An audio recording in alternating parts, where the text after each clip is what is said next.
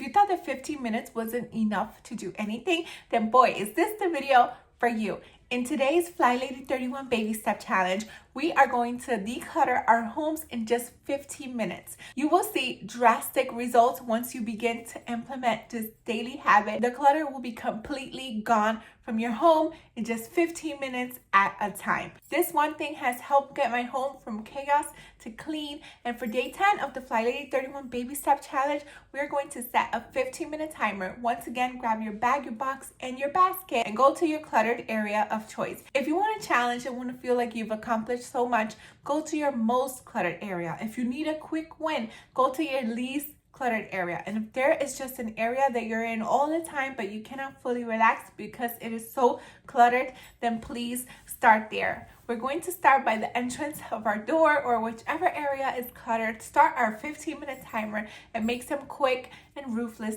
decisions. Decluttering might seem super hard at first, but the more you do it, the easier it becomes. And if it is difficult right now, since we only have 15 minutes, I'm going to challenge you. Instead of asking yourself, can you live with this item? Go ahead and ask yourself, can you do without this item?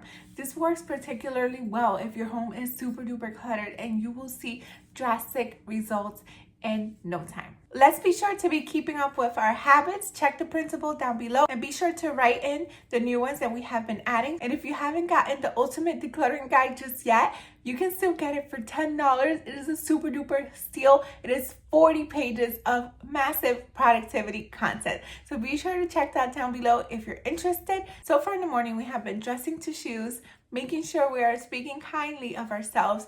We have also been doing a 2-minute hot spot. Yesterday, we added a 5-minute room rescue, and today we are doing a 15-minute declutter section.